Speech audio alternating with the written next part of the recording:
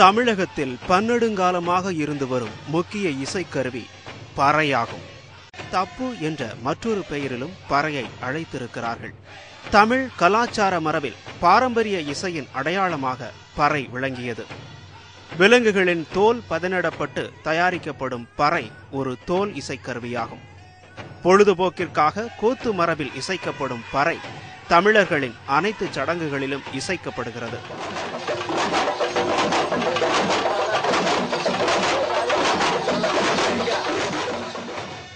பறையடித்து தகவல் சொல்லுதல் பழங்காலத்திலிருந்து இன்று வரை தொடர்ந்து வந்து கொண்டிருக்கிறது.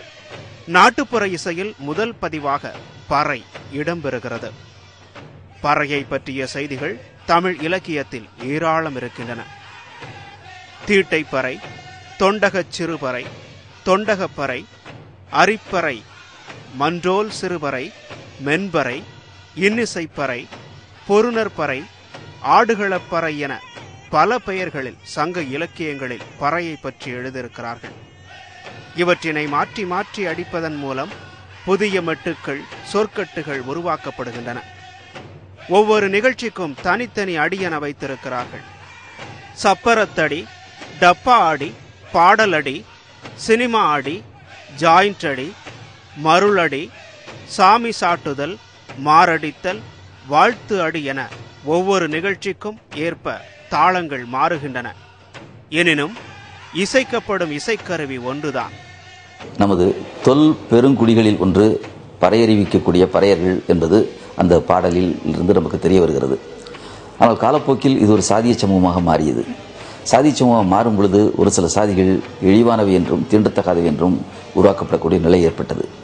அந்த சூழலில் அதுகாலம் சமூகத்தில் மதிப்பு மிக்கவர்களாகவும் தொல்குடிகளாக மதிக்கப்பட்டவர்களுமான இந்த பறை அறிவிப்பவர்கள் தீண்டத்தகாதவர்களாக மாற்றப்பட்டார்கள். அந்த அடிப்படையில் அவர்களுடைய இந்த பறையும் கூட ஒரு தீண்டத்தகாத ஒரு கருவியாகவும் அது மரியாதைக்குரிய ஒரு கருவி அல்ல என்கிற அடிப்படையிலும் ஒரு கருத்துருவாக்கம் என்பது கடந்த ஒரு நிலப்பிரபுத்துவ காலகட்டத்தில் இங்கே உருவானது. அதனுடைய விளைவாக இங்கு இந்த மேளம், அதாவது தோல் வாத்தியங்களில் பரமேளம் எனவும் மறுபடியும் உயர் சாதியினர் அடிக்கக்கூடிய இந்த மேளம் எனவும் இரண்டாக பிரிக்கப்படக்கூடிய ஒரு நிலையெல்லாம் உருவானது. அதன் விளைவாக இந்த பறை என்பதே ஒரு இழிந்த கருவியாக, ஒரு தீண்டத்தகாதவர்கள் பயன்படுத்தக்கூடிய ஒரு கருவியாக மாற்றப்படக்கூடிய ஒரு அவலச்சூழல் என்பது ஒரு இடைக்காலத்தில் ஏற்பட்டது. எனினும் சென்ற ஒரு 30 ஆண்டுகளில் இங்கு தலித் எழுச்சி என்பது ஏற்பட்ட பிறகு இந்த பறை தீண்டத்தகாதவர்கள் என்பதும் யாருமில்லை, இந்த தீண்டாமை என்பதும் ஒழிக்கப்பட வேண்டும் என்கிற கருத்து பெரிய அளவில் இங்கே வந்த பொழுது இந்த பறை என்பதும் ஒரு மதிப்பிற்குரிய ஒரு கருவி. அந்த கருவி தமிழர்களுடைய ஒரு தொல் கருவிகளில் ஒன்று, தொல்லிசை கருவிகள் ஒன்று.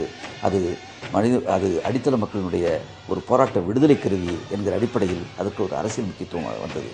எனவே பல்வேறு அமைப்புகளும் இந்த பறை ஆட்டம் குறித்தும் பறை இசை குறித்தும் பல்வேறு விதமான பயிற்சிகளை கொடுக்கக்கூடிய ஒரு நிலையும், அது ஒரு மிக முக்கியமான ஒரு அரசியல் விடுதலையின் ஒரு குறியீடாக மாற்றப்படக்கூடிய ஒரு நிலையும் வந்துள்ளது.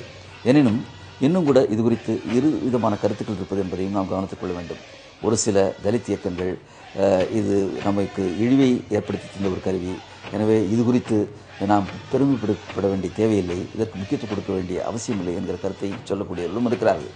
ஆனாலும் பெரும்பான்மையான கருத்து என்ன வந்து பார்த்தீர்களானால், அப்படியாக இந்த இசைக்கருவியை நாம் இழிவாக மாற்ற வேண்டிய அவசியமில்லை. இது நமது ஒரு தொல்குடியினுடைய ஒரு அடையாளம், இது தமிழர்களினுடைய ஒரு சிறப்பு அடையாளங்களில் ஒன்றாக நாம் கருதப்பட வேண்டும். எனவே இது தலித் விடுதலினுடைய ஒரு அரசியல் குறியீடாக மாற்றப்பட வேண்டும் என்கிற கருத்தை இன்று மேலோங்கி இருக்கிறது. அந்த வகையில் அதற்கு ஒரு அரசியல் முக்கியத்துவம் ஒன்று உருவாகியிருக்கிறது. தப்பு கருவி மரக்கட்டையால் செய்யப்பட்ட வட்ட வடிவமான சட்டகத்தில் புளியங்கொட்டையிலிருந்து தயாரிக்கப்பட்ட பசையினை கொண்டு பதப்படுத்தப்பட்ட மாட்டுத்தோலை இழுத்து ஒட்டி ஆக்கப்பட்டது. பறையில் 3 அடிப்படை பாகங்கள் உள்ளன. வட்டச்சட்டம், மாட்டுத்தோல், சட்டகத்தின் உட்புறத்தில் பொருத்தப்படும் உலோகத்தட்டு ஆகியன. 35 சென்டிமீட்டர் விட்டம் கொண்ட வட்டச்சட்டத்தில் தோல் இழுத்து கட்டப்பட்டு ஒட்டப்பட்டிருக்கும். சட்டம் பொதுவாக வேப்ப மரத்திலேயே செய்யப்பட்டிருக்கும்.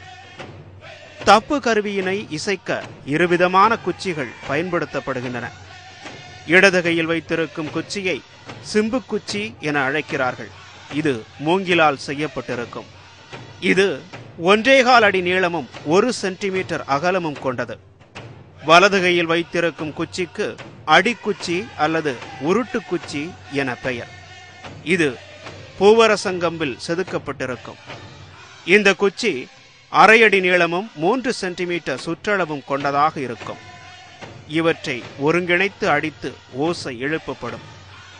பறையானது மாட்டுத்தோலில் செய்யப்பட்டிருப்பதால் இசைக்க ஆரம்பிக்கும் முன் பறை அடிப்பவர்கள் அதனை தீயில் காட்டுவார்கள்.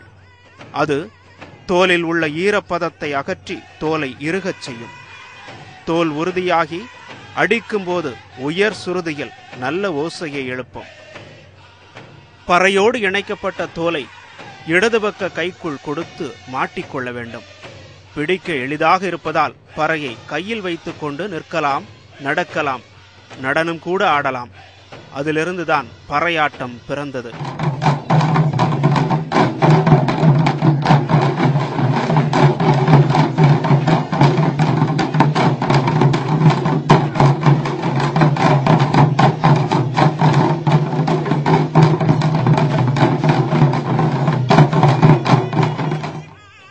பறை இசையில் பல வகை அடிகள் உண்டு. இவ்வாறு அடிப்பதால் ஏற்படும் பறை இசைக்கேற்ப நேர் நின்று, எதிர் நின்று, வளைந்து நின்று ஆடுதல், அடிவகைகளை மாற்றுதல் என பல நிலைகளில் ஆடுகிறார்கள்.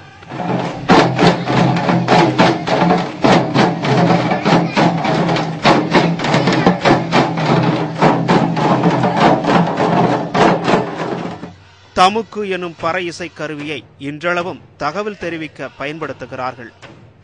இசையை கலையாக மட்டுமல்லாமல் மனித வாழ்வியலின் பல்வேறு நிலைகளிலும் பயன்படுத்தி இருக்கிறார்கள். அணி திரட்ட, வெற்றி தோல்வியை அறிவிக்க, ஊக்கமளிக்க, செய்திகளை தெரிவிக்க, வழிபாடு நடத்த, கூத்தாட, திருமணம், மங்களகாலம் தொட்டு இறப்பு வரை பறையின் தேவை தமிழர்களின் சமூகத்தில் முக்கியத்துவம் வாய்ந்ததாக இருக்கிறது. கோயில் திருவிழாக்கள், மதச் சடங்குகளிலும் சிறு தெய்வ வழிபாட்டு ஆலயங்களில் பால்குடம், பூக்குளித்தல், தீச்சட்டி எடுத்தல் போன்ற நிகழ்ச்சிகளிலும் பறை அடிக்கப்படுகிறது. ஓரில் நெய்தல் கரங்க, ஓரில் ஈர்ந்தன் முழவின் பாணி ததும்ப, புணர்ந்தார் பூவணி அணிய, பிரிந்தார் பைதலொன்கண் பணிவார் புரைப்ப, படைத்தோன் மன்ற அப்பண்பிளாளன் இன்னாது அம்ம இவ்வுலகம் என்று புறநானூற்றிலே ஒரு புலவர் குறிப்பிடுகின்றார். ஆக ஒரு வீட்டில் நெய்தல் பறை கொட்டுகின்றது. அந்த வீட்டில் ஒருவர் இறந்து விடுகின்றார். ஆக அந்த வீட்டில் நெய்தல் பறை கொட்டுகின்றது. இன்னொரு வீட்டிலும் பறை கொட்டுகின்றது. அங்கே திருமணத்திற்காக பறை கொட்டுகின்றது. ஆக திருமண வீட்டிலும் பறை இருக்கின்றது, இறந்த வீட்டிலும் பறை இருக்கின்றது. ஆக தமிழருடைய வாழ்க்கையில் இன்பத்திலும் துன்பத்திலும் கலந்திருப்பது பறை. ஆனால் அந்த பறைகளுடைய ஒலி வேறுபடுகின்றது. ஓரில் நெய்தல் கரங்க, ஓரில் ஈர்ந்தன் முழவின் பாணி ததும்ப என்று சொல்லுகின்றார். ஆக இந்த எப்படி அந்த இறந்த வீட்டிலும் திருமண வீட்டிலும் பறை கொட்டுகின்றதோ அதை போல இந்த உலகத்தை படைத்தவன் இன்பத்தையும் துன்பத்தையும் ஒரு சேர படைத்து விட்டான் என சொல்லுகின்றார். ஆக பறை என்பது தமிழருடைய வாழ்வில் இணைந்திருக்கக்கூடிய ஒரு இசைக்கருவி, இன்பத்திலும் துன்பத்திலும் கலந்திருக்கக்கூடிய ஒரு கருவி. இது ஒரு ஜாதிக்கு சேர்ந்தது அல்ல, ஜாதி மதத்திற்கு அப்பால் இருக்கக்கூடிய ஒரு கருவி. தமிழருக்கே, தமிழ் இனத்துக்கே, தமிழ் மண்ணுக்கே, தமிழ் மரபுக்கே உண்டான ஒரு கடின இசைக்கருவி. இது உழைப்பாளர்களுடைய தொழிலாளர்களுடைய கருவி என்றால் அது மிகை ஆகாது. தாழ்த்தப்பட்டவர்கள் என சொல்லி பல நூறு ஆண்டுகள் அடக்குமுறைக்கு உள்ளாக்கப்பட்ட சமூகங்கள் உரிய கல்வி கிடைக்காமல் நாகரிகத்தின் கால ஓட்டத்தில் இணைய முடியாமல் தவித்த தருணங்களில் அவர்களின் வாழ்க்கை முறையையே காரணமாக கூறி இழிநிலையாக அவர்களின் வாழ்வோடு கலந்திருந்த பறையாட்டத்தையும் சாவு மேளத்தையும் பார்த்து வந்தார்கள்.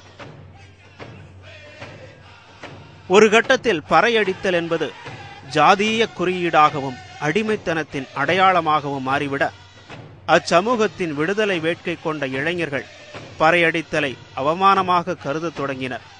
இவ்விதம் மெல்ல மெல்ல அக்கலை அழியும் நிலைக்கு வந்தது.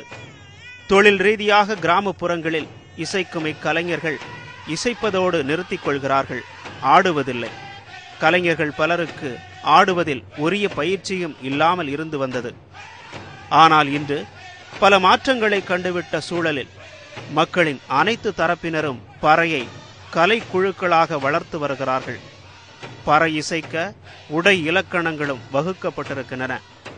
இது பார்வையாளர்களை கவருவதற்கான யுக்தியாக கடைபிடிக்கப்படுகிறது. வேட்டியை தார்வாய்ச்சி கோர்த்து கட்டிக்கொண்டும் தலையில் பட்டையாக துணியை கட்டிக்கொண்டும் வண்ணமயமாக பறையை இசைக்கிறார்கள். காலில் சலங்கை அணிந்து கொண்டு நடுவில் நிற்கும் கலைஞர் ஒவ்வொரு அடவுக்கும் சத்தமிட்டு மற்றைய கலைஞர்களை அடுத்த அடவுக்கு தயாராக்குகிறார்.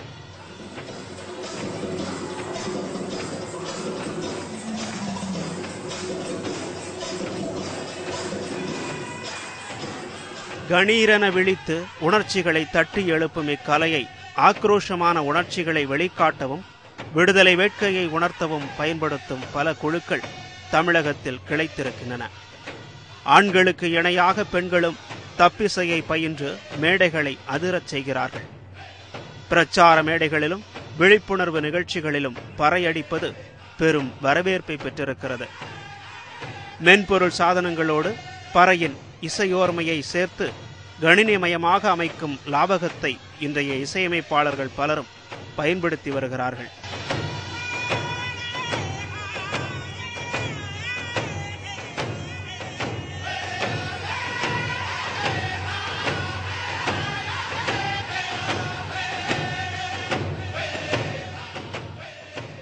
கிராமங்களில் பறை இசைத்த சந்ததிகள் தங்கள் குழந்தைகள் தப்படிக்கும் சூழலை அவர்களே நிறுத்தச் சொல்கிறார்கள்.